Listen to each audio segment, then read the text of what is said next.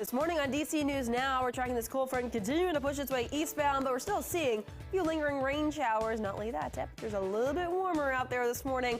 We'll eventually notice much more seasonable air this weekend. More details coming up. Also coming up this morning, a DC school teacher invokes George Floyd's name as he's being tased by police in Los Angeles before dying from cardiac arrest. What we know in the case of Keenan Anderson after police released body cam video. Plus, metal detectors in elementary schools, the push for change after a 6-year-old shot a teacher in Virginia last week. And Lisa Marie Presley, the daughter of Elvis Presley, dies at 54 after suffering cardiac arrest. We're remembering her legacy this morning. The station covering all of the DMV. This is DC News Now. All right, good Friday morning to you. Thanks for joining us. I'm Corey James. Good morning. I'm Tanaya Wright. We're going to start with a live look outside on this Friday morning. Jackie, it is Friday the 13th, and it is kind of eerie out there with the fog and the rain. Yeah, it's a little eerie. We're also noticing some rain showers passing through the district, and we're still dealing with some scattered rain showers all across the DMV to kickstart your Friday morning commute. But here's a view currently of the setup. We do have this cold front that's continuing to push its way through the DMV, and as we zoom on in to show you a little bit better of where those rain showers are right now, those are mainly along a line from Baltimore to DC and even down farther south towards southern Fauquier County is where we're likely seeing the final edge of some of these rain showers. But we're noticing some steadier rain showers moving through in those areas shaded in yellow and red on your screen from Burke to Annandale and even DC, Cheverly, even off towards Greenbelt, still dealing with some rain showers right now. Temperatures, those are starting off a little bit cooler off towards the north and west, low to mid 40s. Close towards district, we're into low 50s. That's a mild start to our Friday morning, but later on this afternoon, likely seeing those highs into the 40s. And then tomorrow and Sunday, high temperatures low to mid 40s with a blustery wind. I'll have more details on those numbers for that 7-day coming up. But Shanika's here with a look at the roadways. How's it looking out there this morning? Oh, it's looking okay, but we do have a crash. This is on the inner loop stretch at 355. So past this point, you're looking at the 270 spur, which is pretty steady. But past this point, you will find some congestion. And do watch for those slick road conditions out there. You're already seeing a backup in this area because of this crash in Bethesda. So do keep that in mind. But the rest of your trip looks good along the Beltway. 95 north and southbound, ICC 270 north and south looks good. 70 heading east and west, no problems at all. 81 either, I'm not seeing any issues out there. A look at the Beltway overall, no problems. Just watch for, again, slick roadways. You're trying to George Floyd me. You're trying to George Stop it. Stop it, I'm gonna tase you. And developing now, a DC teacher is dead after being tased by police in Los Angeles. 31-year-old Keenan Anderson, who is the cousin of a Black Lives Matter co-founder, allegedly got into a fight with police during a traffic stop, causing at least one officer to tase him.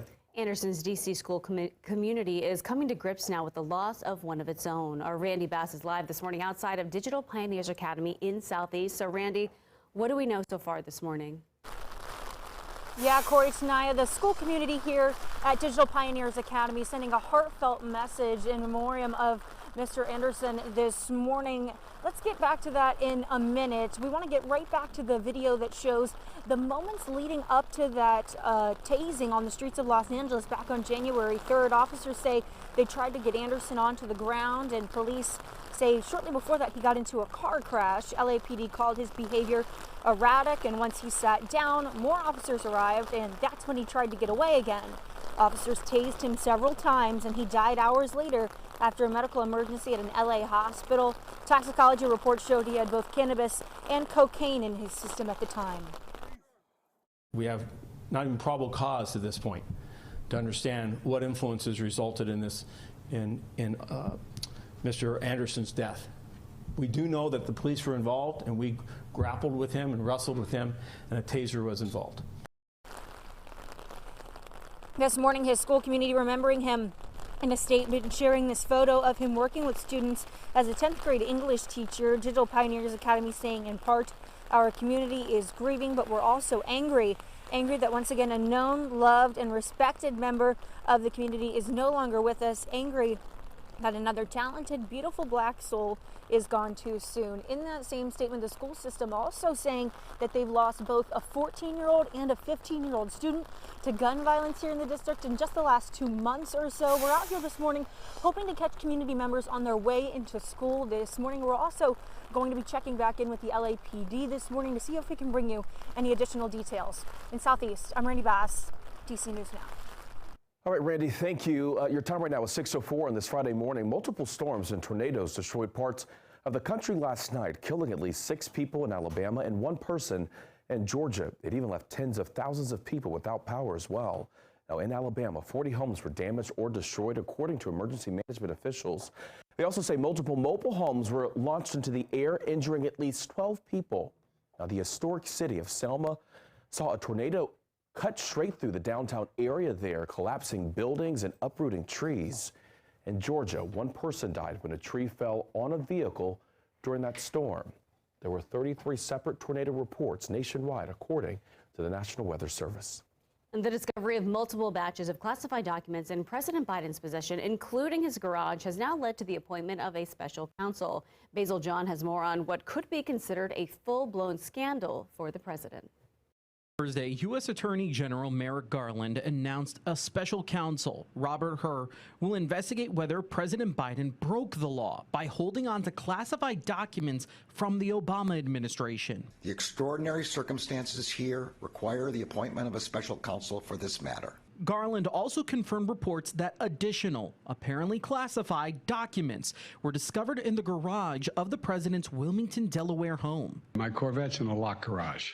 Okay, so it's not like you're sitting out in the street. We're cooperating fully and completely with the Justice Department's review. House Democratic leader Hakeem Jeffries says he's confident the president is fully cooperating with the investigation. I believe that he's doing everything to take the appropriate steps to determine what happened. But House Speaker Kevin McCarthy says President Biden is getting special treatment from the Justice Department. You watched them leak photos of sitting out files of President Trump. Where's the photos of President Biden's documents? The DOJ provided a timeline of events and revealed that the first set of documents were found before the midterm elections, which has many Republicans up in arms. Reporting in Washington, I'm Basil John. Your time right now is 6:06. Virginia Governor Glenn Youngkin is calling for unity on one of the most divisive issues in the country right now, and we are talking about abortion. Yeah, reaction poured in after Youngkin pitched an abortion ban after 15 weeks in his state of the Commonwealth. Now, Youngkin believes the proposed bill allows for compromise on each side. It would still allow for abortions up to the 15th week of pregnancy, criminalizing the procedure when the fetus can first feel pain. Some people, though, feel this is not an issue they want to compromise on. What this bill would actually do is create a situation that is very dangerous for someone who may be already going through an already heartbreaking situation. And political scientist Stephen Farnsworth says any abortion legislation is unlikely to pass in an election year that will see large-scale turnover in the Commonwealth. Like any governor of Virginia, they can only serve one consecutive term. They're thinking about what might come next. And a very vigorous partisan campaign message can be useful going forward for the governor. All 100 delegate seats and all 40 Senate seats will also be up for election this year. And after a 6-year-old shot his first grade teacher last week, people in Newport News, Virginia are demanding that metal detectors be placed in every school. Yesterday, the Newport News Public School Board announced that they would install 90 walk-through metal detectors across the district, starting with Rich Neck Elementary School, where that shooting happened. Metal detectors are going to start at Rich Neck so that we can get those students in the building. And then the 90 state-of-the-art metal detectors are going in each and every school in our district. Now, some parents are calling for even more security measures in the district, like bag searches and security officers in those school buildings. And we are seeing video from the scene of a shooting on a Metro bus this week that left 2 children injured. Our Mariel Carbone has that story out of Northwest D.C. This cell phone video taken inside a Metro bus shows the moments before 2 children were shot in Northwest D.C. A fight breaks out on the bus. The group moves off the bus and shots are fired. Bullets hitting a 6-year-old girl and a 9-year-old boy. It could have been me with my grandkids. Sakithia Barnes says she takes the 54 route every day with her grandkids. Today, she prayed the whole way. Yeah, I was scared because, you don't know what might happen on the bus. I was scared, so I told them to stay close to me. I stayed up near the front. So if anything kicked off, I can get out the front door. Wednesday's shooting comes nearly a week after another child, just 8 years old, was shot in the Brightwood neighborhood. City under siege, because that's what we going through, city under siege. Our babies are getting killed out here. Somebody got to do something. Are they going to kill all our kids off? It's heartbreaking. If it doesn't make you, livid, something's wrong. Jennifer Berglund lives nearby and says violence across the district is a growing problem. We really need change and meaningful change. The violence is moving all over the cities. It is concerning. Andres Gabiria, who's lived in Brightwood for 3 years, wants to see more familiar faces on the police beat. Well, there used to be a little bit more connection with the police on the bicycles. We knew who they were. We could call them with any concern. That's missing. That changed. Something. They need to put the polices on the buses again. They can be undercover, uniform, wherever. And that was Muriel Carbone reporting. This morning, we are remembering Lisa Marie Presley. Yeah, the singer and songwriter and only child of rock legend Elvis Presley died yesterday. She was 54 years old. Now, the announcement came just hours after her mother, Priscilla Presley, confirmed she had been rushed to the hospital. Lisa Marie attended the Golden Globes Tuesday, celebrating Austin Butler's win for playing her father in the movie Elvis. Today, he would have been 88 years old. It's hard to believe. And I think that he would be proud. I think this year has been an incredible year. I think the movie was incredible.